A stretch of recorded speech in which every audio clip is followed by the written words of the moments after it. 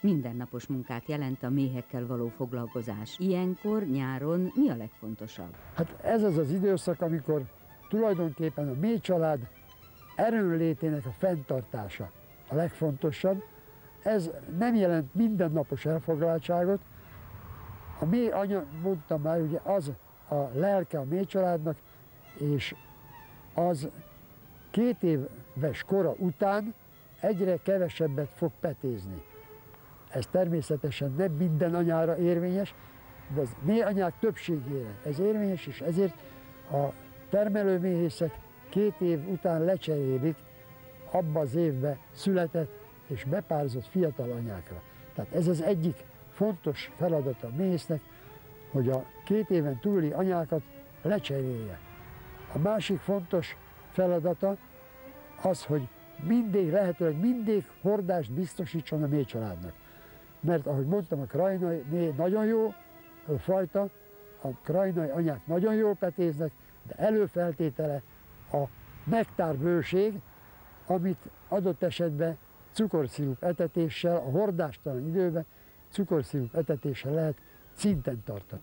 Hát a propoliszt azt a fák rügyeiről, fiatal hajtásairól gyűjtik, és azt ők tulajdonképpen egy tömítő, ragasztó anyagnak használják fel a kaptáron belül.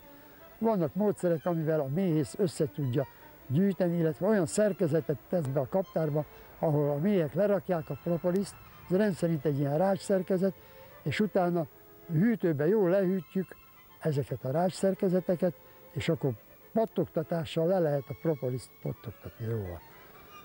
Használják gyógyszernek is.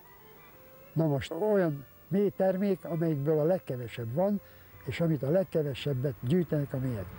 A másik méhtermék a virágpor, ami nagyon-nagyon fontos, mert ez a fehérje forrása a méhcsaládnak, a méhcsalád élelmezésének.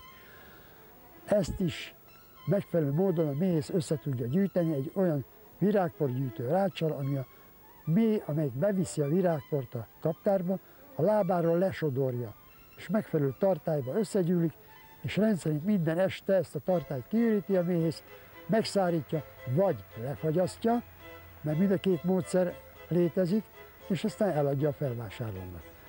Arra nagyon kell vigyázni, hogy a méhcsalád fészkén belül, tehát a fészeklépeken belül legyen bőséges virágpor is. A fiasítás fejlődésének ez az egyik nagyon fontos összetevője. A méhek nektárt gyűjtenek. A nektár az a édes folyadék, hogy így mondjam, amiből a méhek megcsinálják a mézet. Úgy, hogy hozzáteszik a garatmirigyük váladékát, és ez a váladék a nektárban lévő bonyolult, összetett cukrokat hasítja, és egyszerű cukrokká alakítja át. És közben a híg nektárt a méhek besűrítik, és akkor lesz belőle méz. Szárnyrezettetésükkel ugye hajtják a levegőt a lépeken keresztül, és ezáltal eltávozik a fölösleges nedvesség a mézből, a mézzé váló nektárból. Van egy érdekes jelenség, amit úgy neveznek, hogy a méhek tánca. Ez a méhek beszéde. A tánccal sok mindent egymás tudomására tudnak hozni.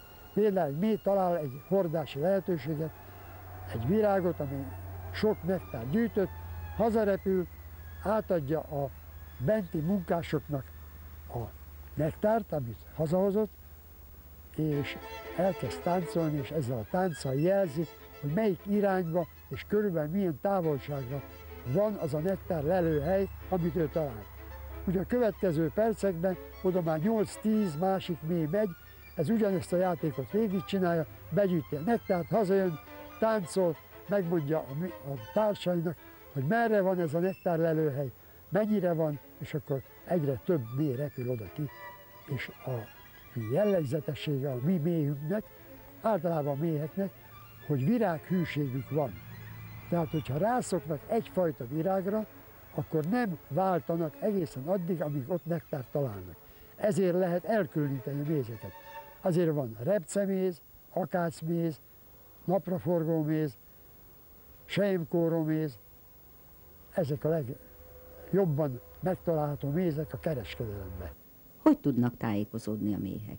Kaptárjuk helyét azt ismerik, mert amikor a méh olyan korú lesz, mondjuk 10 napon túli méh, az kirepül többször,